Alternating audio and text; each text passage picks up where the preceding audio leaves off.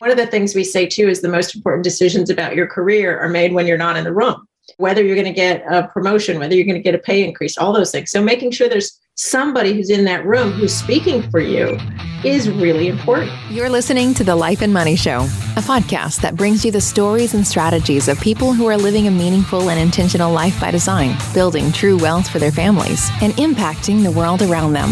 And now here are your hosts, Annie Dickerson and Julie Lamb. Hey, everyone. Welcome to another episode of The Life and Money Show. I'm Annie Dickerson here with Julie Lamb. Julie, how are you today? I am doing fantastic. How are you? What's new with you over there in Kensington? I'm loving life in Kensington.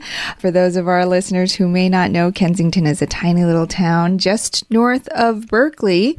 And we moved here from Oakland a few months ago now, and it's very different, but we love it. Oakland is a big city and Kensington is a tiny little town, but still with all of the amenities of the Greater Bay Area. And not only that, some of our listeners know I'm such a sucker for a good view, and I've been trying to manifest a house with a view for many years now. It's been on my vision board. I've talked about it on podcasts and in videos. It's just something that I always wanted, but deep down, if I'm honest with myself, I didn't feel like I deserved it.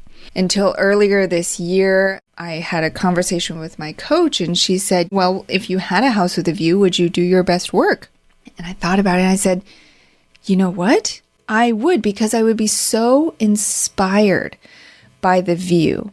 And that would give me that perspective that life is bigger than just me.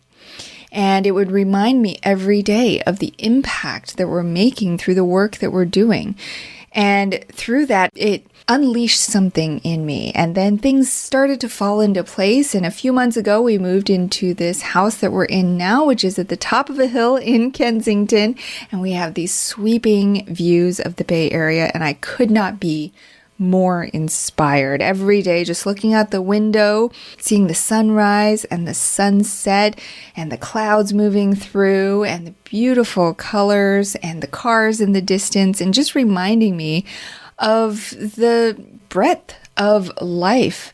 And I bring that up because everybody finds inspiration in different places. And for me, it's through that view that gives me that inspiration and that fuel. But inspiration can come from all sorts of different places. It can come from hearing somebody else's story. It can come from books. It can come from movies. It can come from even something like a Starbucks cup. And I bring that up because our guest today is none other than Bonnie St. John. She's the best-selling author of several books, sought-after keynote speaker, Olympic skier and medalist, and CEO of the Blue Circle Leadership Institute. And her story is absolutely phenomenal. From the time she was a young child, she was faced with a big decision at just 5 years old that changed the whole trajectory of her life. But she didn't stop there, because her story is one of courage and perseverance. And she went on to do amazing things. She sort of fell into skiing, but you'll hear in this conversation how she persevered, and she was very resourceful in learning how to ski. And then as she got into it at the Olympics, at that race, she learned a big lesson, which ultimately was the quote that ended up on that Starbucks cup. But in this conversation, we dive into so many different topics that are so important to talk about and that can really inspire so many different people. Yeah, such an inspirational woman to have on our show. It was so fun being able to pick her brain on what it was like to be her growing up. And it was so fun talking about what it was like with her mom, because it sounds like her mom played such a big role in making her the woman that she became today. And I think about it a lot since we recorded the show. And the one thing that she said that stood out in my mind is that she said her mom didn't coddle her and didn't allow her to have excuses. And I was raised very similarly. My mom never coddled me. me. I was taught to do everything on my own and take care of my mom when I was very young, and it led me to be a very strong and independent woman. And I feel like a lot of similarities between maybe how I was raised and how she was raised, and just the result there and what happens as a woman. And yeah, we got to dive in and talk about some of the tools that she's teaching women that's allowing them to get ahead in the corporate world. And it was fun. Lots of good stuff that I think a lot of women need to hear in terms of what's working for other women and what isn't working for other women. And I think at some point in the show towards the end, we talked about persistence being one of the key traits that she felt like has allowed her to be where she's at. And that's something I always say whenever I'm asked about characteristics for making someone successful in real estate or otherwise. I always answer persistence, because life is always going to throw us curveballs and nothing is ever going to be perfect. And so long as we are committed to success and we are persistent about what it is that we're going after, we will win. So I love that. And my favorite part was at the very end of the show where she shared a story about this moment when she was up on the hill and she was in the Olympics and she was about to head down the mountain, and she learned a very big lesson there that day and was so good. But I won't spoil it, but fantastic show, wonderful guest, and so many good things that we talked about. So much wisdom and just insight about life as well as leadership that she shares on this show. And for all of our listeners, you should know that Bonnie St. John also invests in real estate. So on top of all this stuff that she does to help others, she's also building her own wealth and investing in a lot of different things, real estate among them. And so for any of our listeners, if you're on that path as well, you're starting out, you're learning about passive real estate investing, a great place to start is to get a copy of our book. It's called Investing for Good, and we have a free hardcover copy for all of you. Just go to goodegginvestments.com/book. Without further ado, here's our conversation with Bonnie St. John.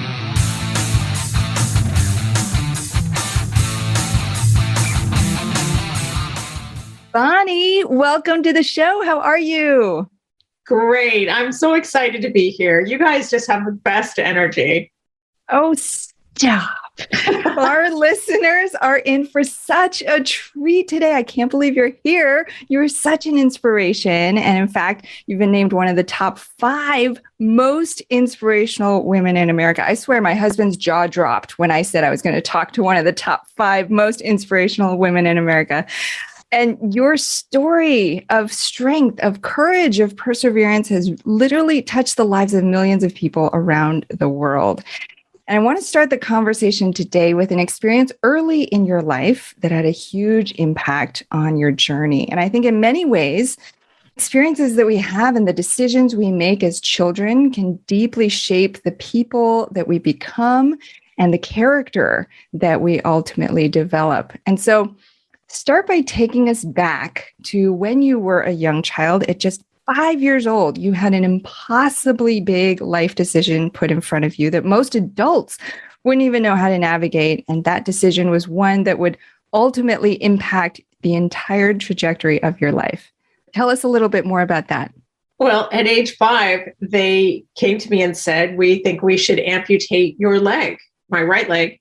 And I had a birth defect, so the growth was stunted in my leg. I was born with 2 normal legs, but then as I grew, one leg wasn't growing as much as it should be. So the more I grew, the more different my legs were. In order to walk, I had a brace, a metal brace, and I wore white orthopedic shoes. Kids picked on me on the playground. I couldn't run and couldn't play reindeer games, like Rudolph the Red-Nosed Reindeer.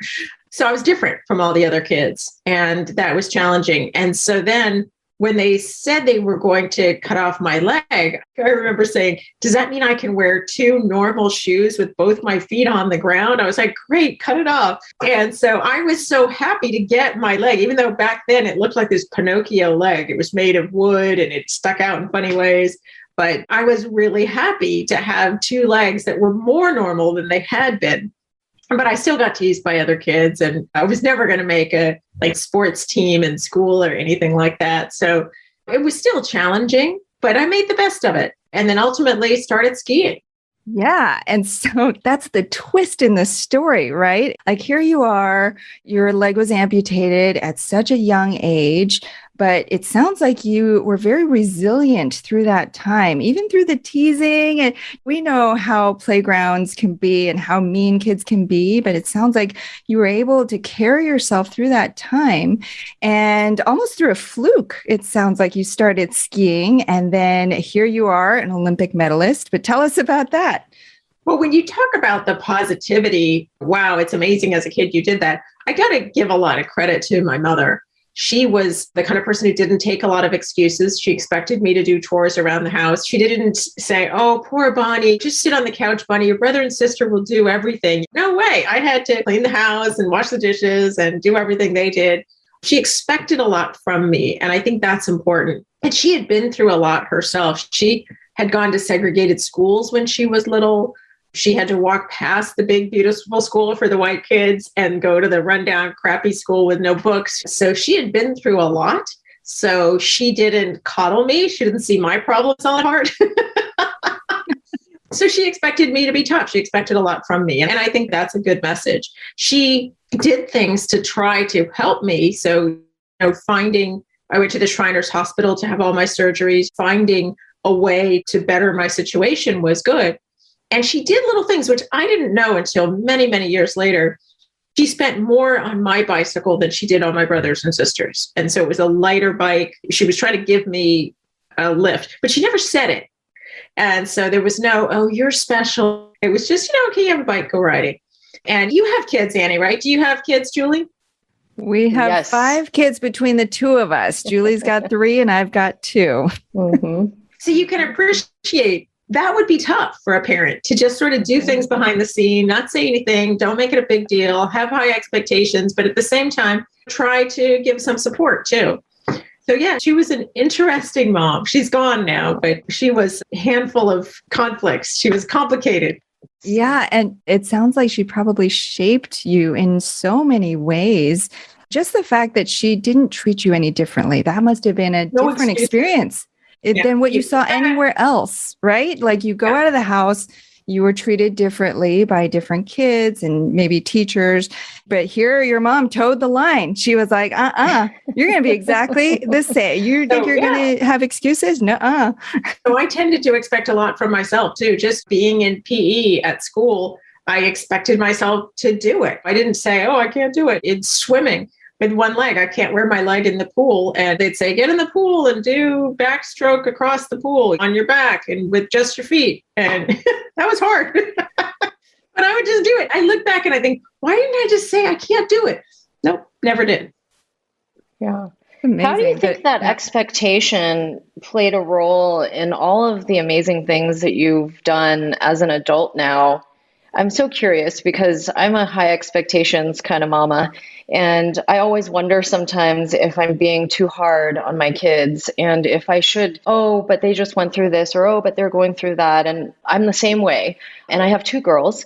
And so I'm just curious as a woman, how do you feel like that has shaped your drive and your hunger and your desire and your passion to help other women? Talk to us a little bit about that. Well, I guess it has instilled in me the idea that anything is possible and that we can do anything. Looking at her story and how much she had to overcome, she went to college, which was really difficult for her because she didn't have a lot of financial support and she struggled and got through and had kids, got married, and then went back and got her PhD. So she was always overcoming odds and jumping over other people's expectations. So they say kids learn by example more than anything else. We worry about what we do as parents and the decisions we make, but they're looking at your example. Julie and Annie, what a great example for them to look at, right? You're both entrepreneurs, you're intelligent, you're making a difference for people. This podcast, Life and Money, is a lot about how do we create the life that we want? And I think that's what they're going to pay attention to more than anything you say. That's what we're talking about with my mother, too, is who she was spoke as loud as anything she told you had to do. Yeah, I love that so much. I'll remember that. I'm going to remember that. You 2 are pretty badass. So I think your kids are going to be inspired. Oh, thank you.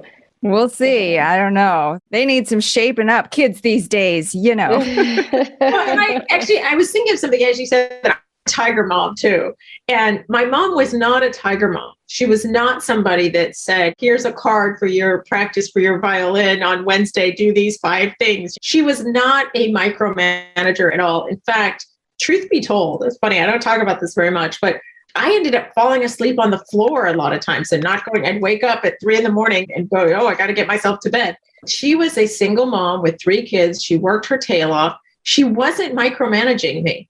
And I'm not suggesting that people do that, but it's just, she encouraged us to dream big. She would give us help with things, but she wasn't there driving me to skiing every day. I had to figure it out. Yeah. I imagine that must have been difficult as a single mom because you were very committed to skiing once you got into it. It must have been a lot of practices, a lot of commitment. And we lived in San Diego. So there was no, it wasn't like the ski central, the ski. Yeah, exactly. For the first year that I was doing racing, I was going up every weekend to the mountains and I would either get a bus. There was a bus trip that would go that I could go on and go up for the weekend. There was sometimes I would take the train up to LA and go with some people from LA who were driving up to the mountains, but I didn't have a car. I couldn't drive. And so I had to figure it out, like I said. And she wasn't driving me every weekend to go skiing. And then after that, I left. I went to Vermont and there was a ski academy. I rode away and got a full scholarship to go to the ski academy. I thought, okay, it's too hard for me to get the training I need by going weekends in Southern California. But if I move to the ski racing school, then I can finish high school, get into college, but have skiing right out the back door and all the coaches living in the same compound. So I was looking for solutions. And that was a solution was to leave home. So like 15, I think. And I ended up never really coming back because I went and I skied and trained. And then I skied on a glacier over the summers. And then I went to college. And I looked back when I was halfway through college and I thought, wow, I left home at 15 and never really went back. So I have a question. When you're 5 years old and you have to have your leg amputated, immediately you must think that maybe doing sports, like you mentioned, might not be for you. So I'm curious, how did you get into skiing? Was it you saw someone doing it and you thought, hey, I can do that too. It doesn't matter what my situation is. I can do it too. Like, how did you even get into it in the first place? Great question. And my mom was not big on sports. She was not a sporty person. And so our family was not really sporty. So it wasn't like, oh, we're going to do sports as a family, but Bonnie has one leg. It just wasn't even a thing. But a friend of mine in high school invited me to go skiing with her family over Christmas vacation. She actually made a coupon out of a notebook, that blue line notebook paper. Probably kids don't even use that anymore. Coupon for my birthday that said good for 1 week of skiing. And then I remember I had seen Teddy Kennedy Jr. skiing on one leg. It wasn't as prevalent back then as now. There's a lot more available information and videos on YouTube and everything. But back then there wasn't a lot. But I had seen Teddy Kennedy Jr. skiing and I was aware that one-legged people could ski. So I said to Barbara, great, I'd love to go. And then I had to research and find, I knew they had the outriggers, the poles with the little ski tips on the end. Where do I get those? And I called a ski area. They said, we don't know where we get them. I called a sporting goods shop. They were like, no idea. I had to do a lot of research. And I finally found a club of amputees that skied in Southern California. And the president of the club agreed to lend me his outriggers so I could go on that first trip with her. Anyway, so you had to be resourceful. Yeah. Wow. Oh my gosh. That is so inspiring because I think so often, and even in real estate and investing, a lot of women get these roadblocks up that say, I can't do that. That's so scary. What if I make a mistake? What if I fall down? What if it doesn't work out? And to say, I'm going to find a way. I want to try this out and I'm going to be resourceful and I'm going to figure this out is so much of what we always talk about on the show and what we always talk about what you need to have to be able to succeed in the investing world, because there's going to be these obstacles left and right. And so that's so awesome too. What a great friend to believe in you and be like, yeah, come on, Bonnie, let's go. One leg or not, then, like, let's go. When we went, and it's funny because it's so much more common now, but back then it really wasn't. And so we went to the ski area with her family. I got the outriggers ahead of time. And I knew that I wasn't going to be able to get a lesson. So when I called the ski area and said, coming, they said, yeah, but we don't have anybody who can train a one-legged person. So the conclusion was just go on the bunny hill and fall down. We don't have anyone who could teach you. So we won't. And that's the way things were done back then. But nowadays, almost every ski area has somebody on staff who's probably certified to teach people with disabilities, and they will come out and do that. And it's just so much more common now. But then the solution was no lesson at all. I had sent away to a group in Colorado that did a lot. Okay, when I say a book, that's an exaggeration. It was really like a stack of paper stapled. I don't know if somebody wrote a book and they copied it for me. I don't know. But it was how to ski on one leg. And so it told me, I read a book, and this is classic. I'm such a nerd. I went to Harvard and everything. So I didn't have an instructor, but I read about how to ski on one leg. And Barbara, to her credit, when she was a good skier, her family went skiing all the time, but she stuck with me on the bunny hill. Oh. Do you two ski, Annie and Julie? Oh my God. I'm a snowboarder. This is making me like cower in shame. I'm like, oh my gosh, if you could ski on one leg, why couldn't I do it on two? I'm a terrible snow person.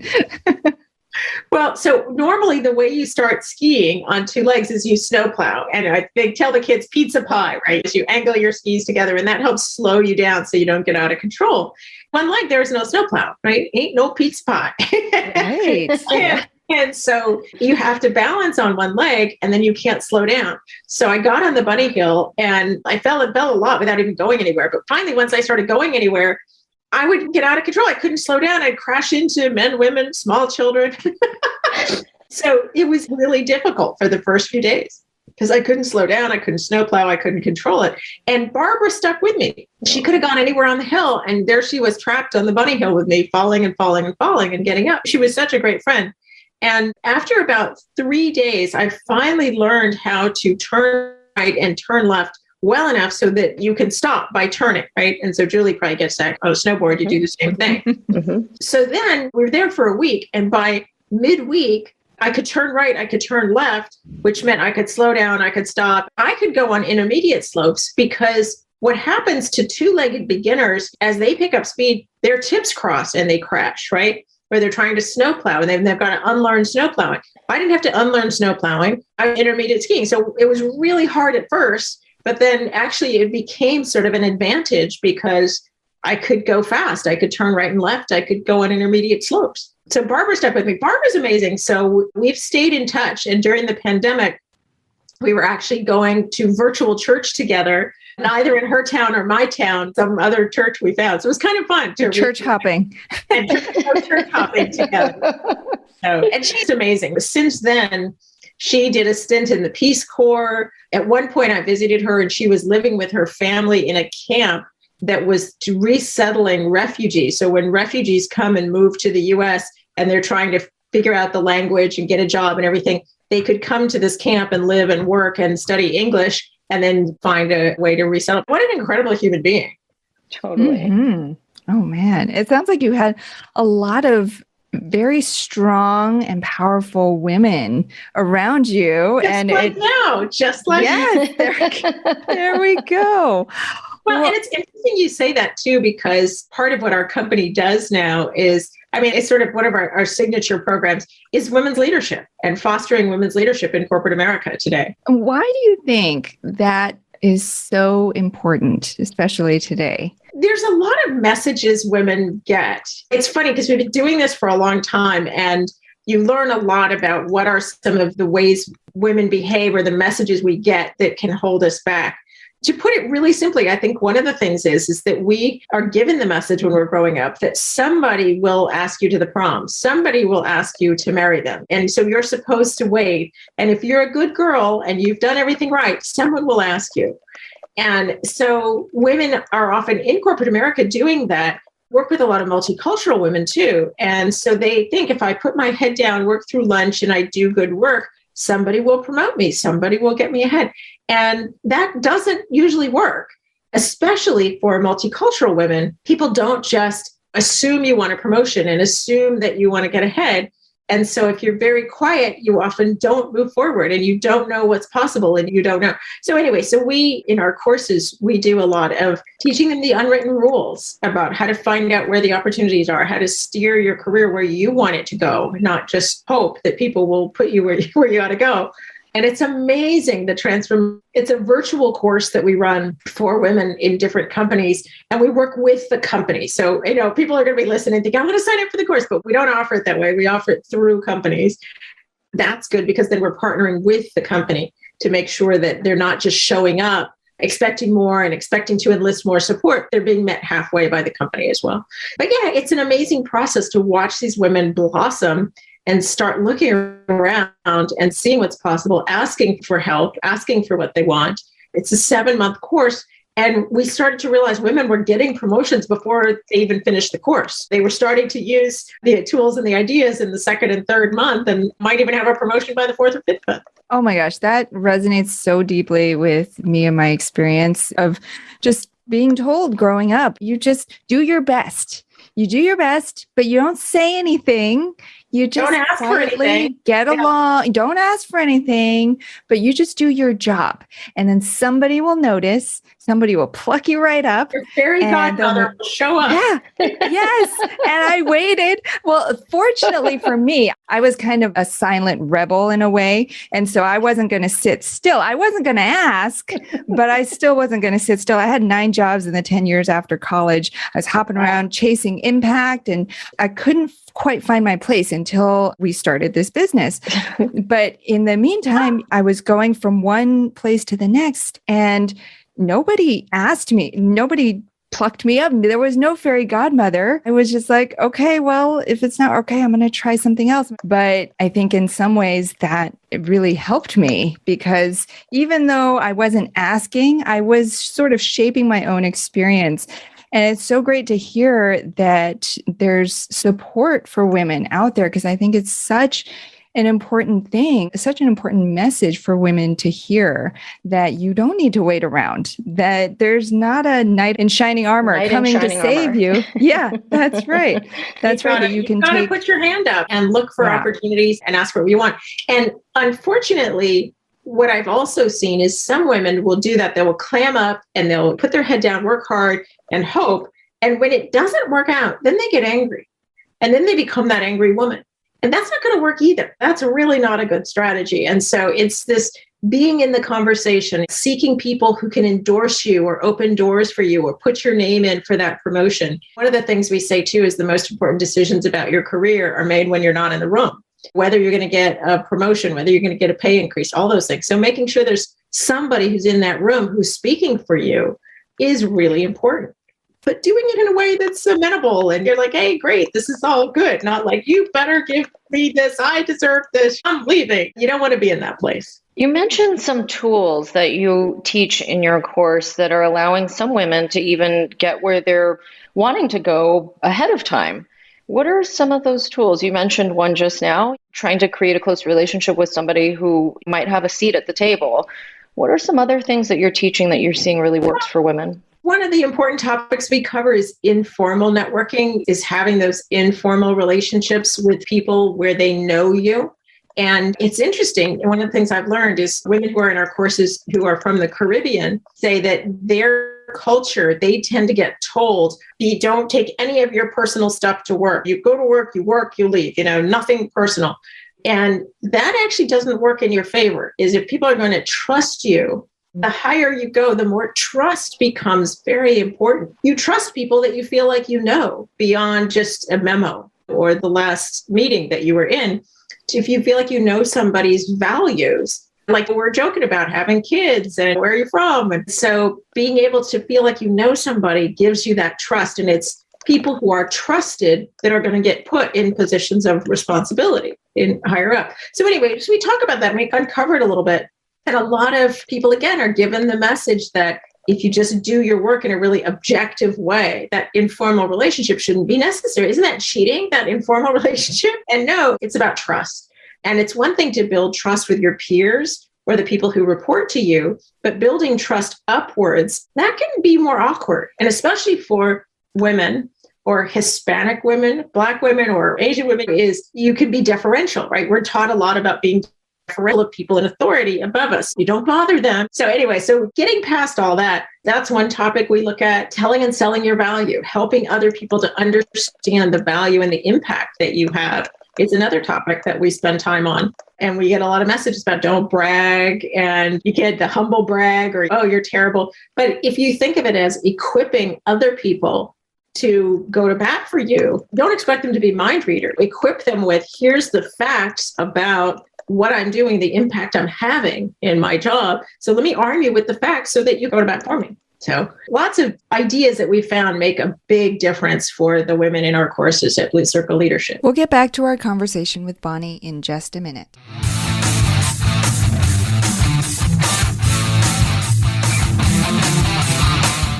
Have you been thinking about investing in real estate but aren't sure you have the time or the desire to manage the investment?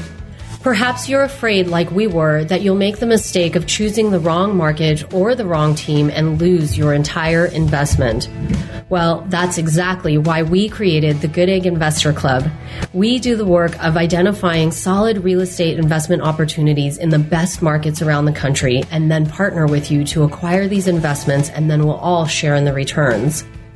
We'll identify the growing markets, strong, experienced teams, and the solid deals. We do all the heavy lifting of managing the tenants and the renovations, and as a passive partner, you get to enjoy all the benefits of investing in real estate, monthly cash flow, long-term appreciation, and the ongoing tax benefits. When we first discovered passive investing through real estate syndications, we realized it fit perfectly into our busy lives. We could put our money to work for our families, work less, and get more time back in our days so that we could focus on what matters most and discover our true passion and purpose in life.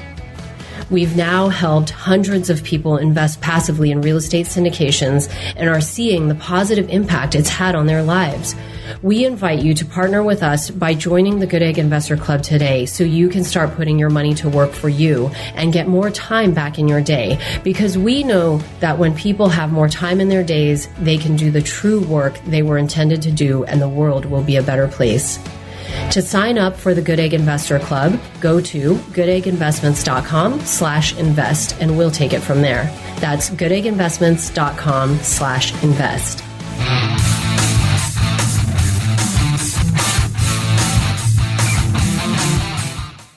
And now, back to our chat with Bonnie St. John. I feel like the telling and selling your value one is one that I think a lot of women have a hard time seeing themselves.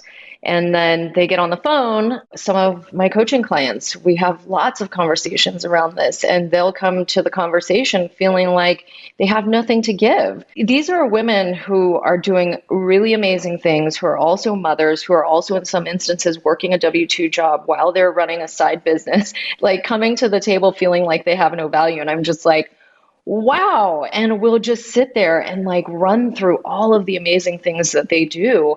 But it's sometimes just needing that permission. I feel like as a woman, I feel like I seek these conversations with other strong women to give me that permission. And I don't know why. I don't know why I need that or where that comes from. It's a weird thing. And so I'm assuming you guys do a lot of that, like the permission thing, like encouraging and saying, yes, you can. But also quantifying, either in dollar terms or just in number terms, what are the facts of what you're doing? So I'll challenge you guys. So Annie and Julie, give me an example. Is what are some of the ways in which you're doing what you do better? What are some of the facts that show how many deals have you done? How many millions have you done? Go ahead.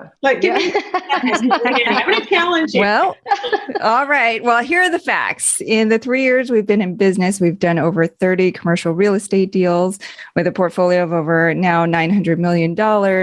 We have thousands of investors and happy investors. We've paid out, like I don't know how many millions. Like yeah, there we go. There we go. I guess those are the facts. Is that right? Yeah. Well done. And that probably was uncomfortable when you first started doing it, right? But now yes. you're like, we're badass and I can say it. And those facts are so much better than just trying to say, well, we're really good at what we do. We've been doing it for a long time. People are really happy. When you state the facts, it's in a way, it's easier than bragging in a general way. Mm-hmm. Mm-hmm. I'm taking notes for my kids too. My relationship with my husband too. I mean, these aren't just for workplace. These are communication skills and life skills, frankly, that will serve you in any avenue in life. And we've talked about women and multicultural women, but we also have courses with multicultural men in them.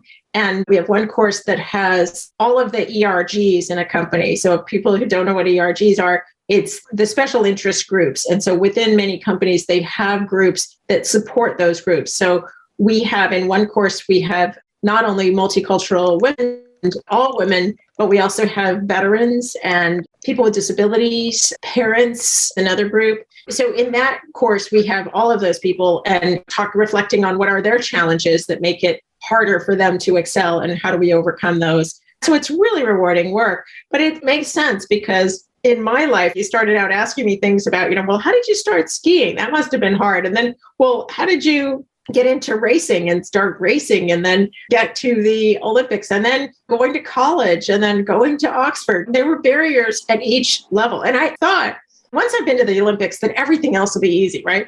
Well, it isn't that way. There were always challenges and there are always ways in which I had to take risks and stick my neck out and believe in myself in order to do something. When I got asked to apply for a job at the White House, it was interesting because they called me and said, are you interested? Do you want to apply for this job in the White House? And I was like, yes. And then they said, okay, well, we'll call you back and tell you when you should come out to DC for the interview. And I didn't get a call back. And I would try to call back. And you can imagine, this was in the run-up to before the inauguration. So there's the transition period, right? So we've got people working on the transition. And so it's crazy. I tried to call back and people weren't answering the phones. And I would call back like 3 times in one day and then wait till the next day and then try to call back again. And I finally get somebody on the phone and they'd say, oh, yeah, we're trying to organize that interview we told you about, but we'll call you back. And then they don't call back. Finally, I got somebody on the phone and they said, well, we think we're going to do the interviews next week on Tuesday. Can you make it?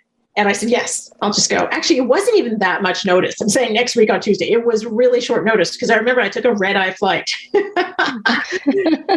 I basically just jumped on a plane and said, I'll be there. Let's do the interviews.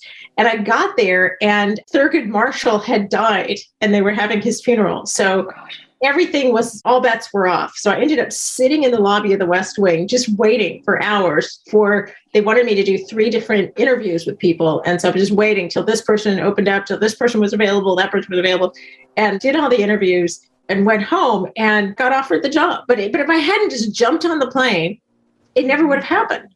And I remember talking to somebody else and they said, oh yeah, I was going to be offered a job in the White House, but they didn't want to hire me because they never called me back. And I said, well, they never called me back either, but I ended up getting a job in the White House. So I've learned to be persistent and believe in myself. And that can make all the difference. I get asked that often. What is the one thing that you think, the one characteristic or the one quality that you need to have to be successful in real estate? I get asked that on podcasts all the time. And the one thing I always come back to is persistence. Because in the world of real estate, there's always going to be things that want to knock you down and hold you back, and ways that you could give yourself excuses to not push forward. And if you can be persistent and, like you said, believe in yourself, that's what it boils down to having success in the space. I do want to save some time because I do want to ask you quickly, how did you get into investing? So I know you've done a little bit of investing with us, but how were you introduced to the world of investing? Was it by happen chance, like you just happened to stumble across an investment, you said, this looks good, or you were trying to build wealth? Or you know what's funny is all my life, I've been really curious about why some people succeed and others don't. And I said, I came from a family without a lot of money, so I didn't grow up with everybody investing around me or anything like that. But I remember, I think it was like 7th or 8th grade that I learned about the difference between labor and capital and decided I wanted to be capital. And so I went to courses on how to run a small business and things like that. And I did go into my own business. I've had my own business now for more than 20 years and grown that as well. So I worked on Wall Street. I had an internship on Wall Street when I was in college. And so I've always been really interested in investment and what that means in terms of how you make money, how you are successful. And it's not just about having a job. Having a job is great, but if you can be an investor, that makes all the difference. So it's sort of something I dreamed about even since I was a child. When I've done a lot of different kinds of investment, I've bought houses, I've bought stocks and bonds and everything. And so being able to invest in real estate is just part of diversifying how I do that. What does it mean to you to be an investor? That's interesting. I'm very patriotic as well. I worked in the White House and represented the US in the international games. And part of it for me is it's about the engine of growth in a free country. Is investing means being part of what makes this country strong and what makes this country great. I love it. It's interesting. When I first really realized what a real investor means to me was the moment that everything kind of changed. And I realized that this is who I wanted to be, was a real estate investor. And it didn't mean that I loved real estate. And I know, Annie, we always talk about this on the show. We do not love real estate in and of itself, but what we love is what real estate can do for us and how it can impact our lives and how it can impact the lives of our investors as well. And so but also the people who live in the properties. I mean, right? Totally. Isn't that part of your joy of what you do is that you're it's a whole circle. A home. Yes. I mean, we're creating jobs. When we talk about the value add that we're doing on the buildings that we're renovating, there's a whole construction team that's looking for work. Maybe not right now, but we're creating jobs, right? We've got the property management team on site who, again, we're creating jobs there. And as we're doing the renovations, we're improving the property so that residents who live there get a better experience as well. And then we win because we put the whole deal together. Our investors win because they're leveraging their capital. And I think this is one of the reasons that I personally fell in love with multifamily syndication was because it was just this whole kumbaya of like, let's all get together as a team. It's not a fixed pie, right? Is that for us to grow and do well doesn't mean somebody else has to do less. And everything you're describing means more for the residents, more for the people who work as part of the deal, more for the people who participate in the investment. It's a bigger pie. And I'm definitely a bigger pie person. Yes, I love it. Well, oh my goodness, Annie, I don't know. Do you have anything else you want to chat with Bonnie about before we move into the last part of our show here? Oh, man. So many questions. I could go on. So many questions. I wanted to go back just real quick to when you got the job at the White House. And so at that time, did you apply the principles that you now teach women? Did you know that you were supposed to have somebody who was in that inner circle? Were you telling them about yourself? Were you upselling yourself? Things like that? That's a great question. And I think I've had to learn a lot of those things the hard way. And so it's nice to help other people leapfrog some of the hard lessons I had to learn. It was actually a difficult interview process. The first person I interviewed with was really harsh with me. And one of the questions he asked, he said, you went to Harvard and you graduated magna cum laude. I don't know if people know all this, but there's cum laude, magna cum laude, and then summa cum laude is the highest. And he said, I graduated summa cum laude. Why didn't you? Can you imagine asking somebody that? And it's like, you graduated magna cum laude. Why didn't you graduate summa cum laude? You could have done better. Oh, gosh. And then what did you say? Yeah, what did you say? I don't remember. And then in the next interviews, he said, so you got the silver medal in the Olympics. I got silver and bronze. He said, why didn't you get the gold? I kid you not. So these are the interviews that I have. And I'm thinking, do I even want to work with these people? Yeah, right. What a jerk. And looking back, I think part of it was, if you're going to be in politics, if you're going to work in the White House, there are sharp elbows. It can be a rough and tumble place. So part of it might have been just to see somebody shoves you, can you shove back or you're going to fall over? So it might have been that they were trying to see if I was prepared. So I think I gave them a good answer. I jumped back, but I didn't like it. I thought, if this is going to be the culture, I don't like it. And then the third person I interviewed with, Bo Cutter, was amazing. And he talked about, if you come to work with us on the Economic Council, here's what we're doing. Here's what matters. And part of what he said, you'll appreciate this, was after World War II, all of the departments of the government, the executive branch, were created, the agriculture department, the labor department, all these things. And they were created to solve the kinds of problems that we had after World War II.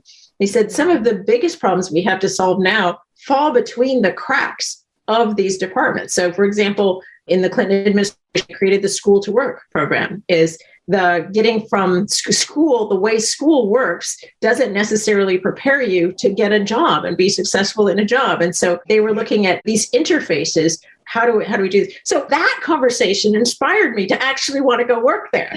And so the third interview I had was the charm that made me say, you know what, this guy I want to work with. These are the kind of problems I want to help solve. So that was exciting.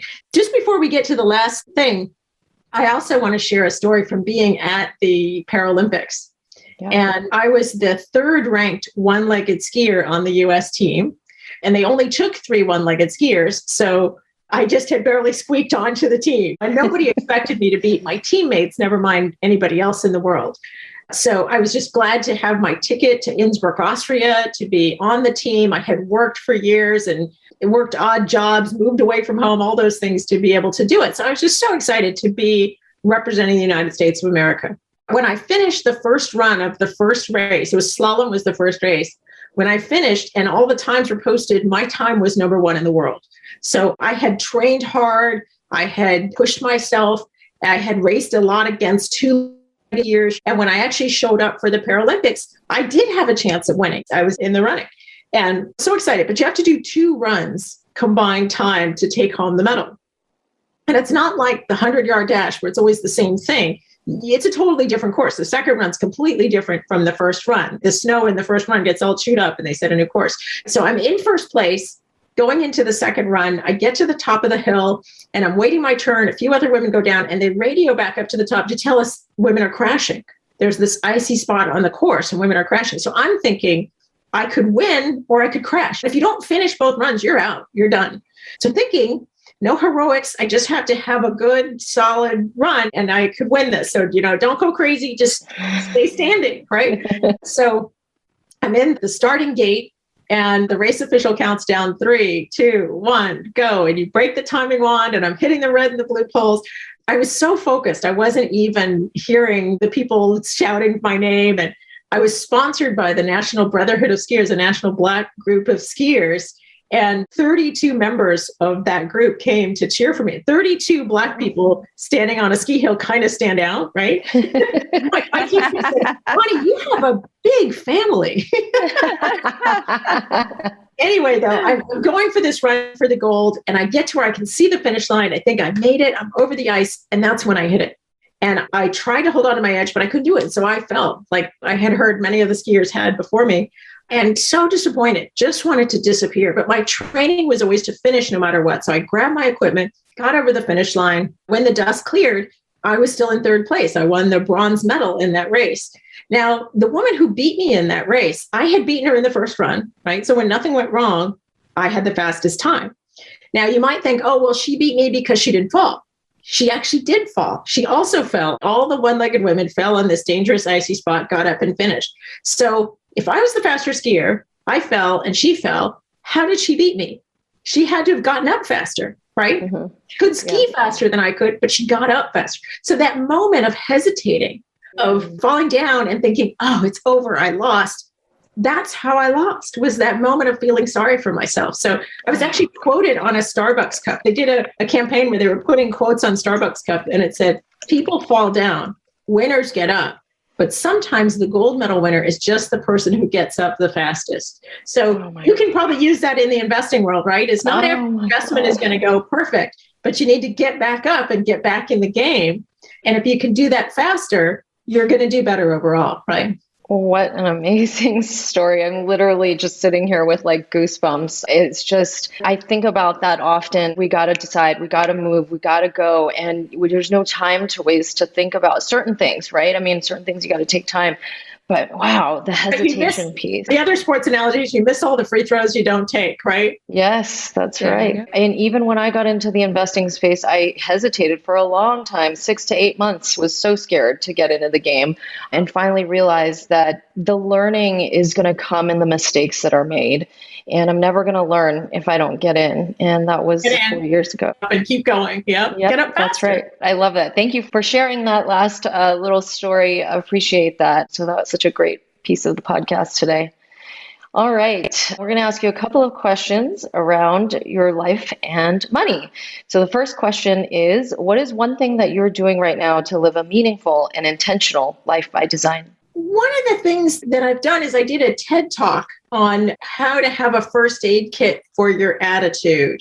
And I think that's something I can give to your listeners as a gift, is say, you can look that up and it's helpful. It's this concept that we were just talking about, is get back in the game.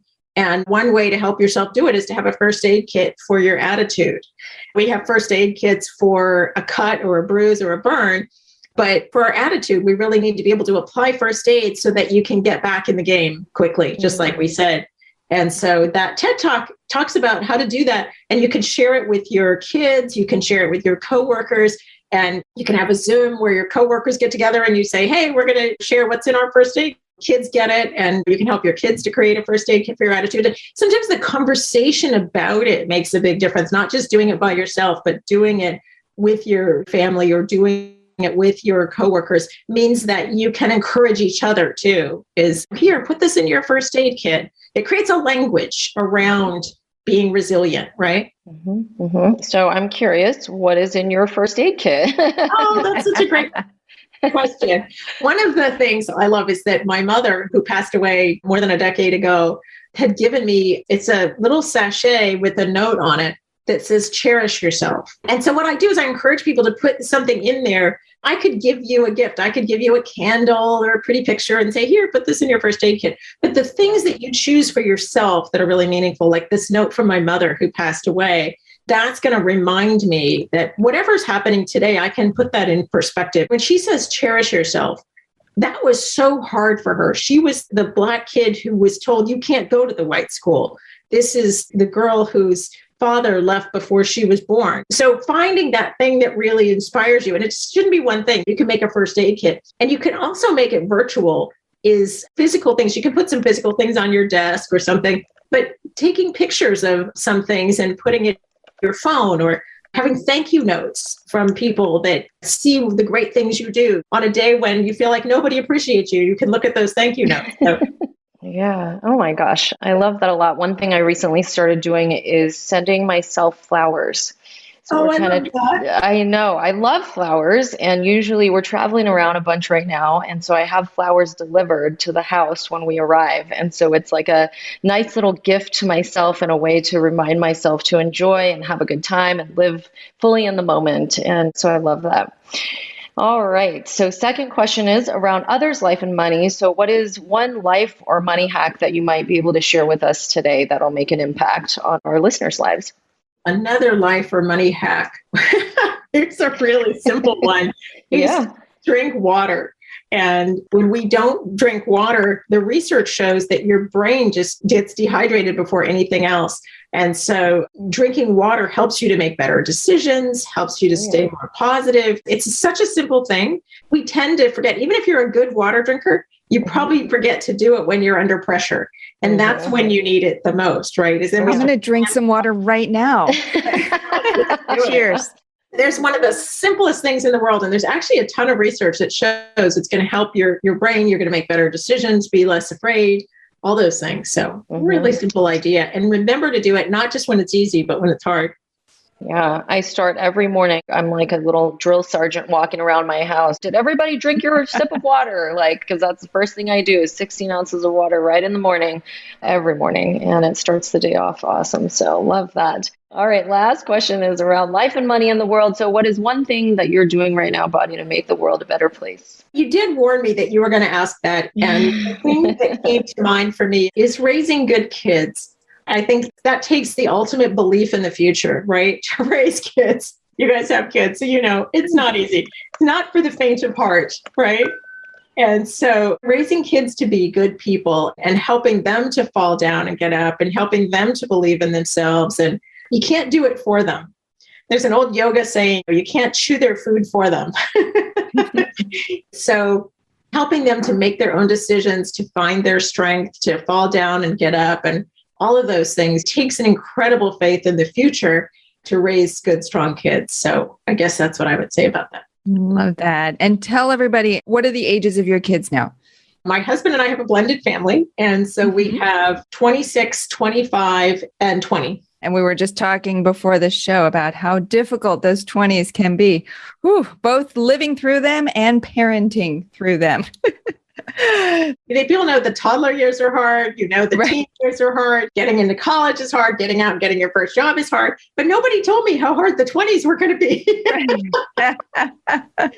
Well, it's a great service you're providing to the world. And parenting, commend all the parents out there who are listening. And like you were saying, Bonnie, it's not easy. And it takes a lot of resilience and courage and perseverance. They give you a lot of return on investment, right? Is kids make you stronger and kids make you a better person and kids make you figure out what your values really are. So they have a lot to offer us. You got to be all in. Yes, they definitely show you parts of yourself you never knew were there. That's for sure. Well, Bonnie, we've covered a lot of ground in this conversation, but I know our listeners are going to be curious and want to follow up and learn more about you and all that you're doing. So tell them what's the best place they can go. You can go to bonniestjohn.com and find out a lot about me there. I did a podcast, so you can look that up too. And I'm just blanking on the name of my podcast. That's terrible. Take a drink of water. Maybe it'll help. Thank you. Exactly. Straight up. It's straight up. That's what it is. Because it's a pun on straight up talk and going straight up the corporate ladder. And so in the podcast, and you can go wherever you go for podcasts. So Apple Podcasts, it's in a number of places.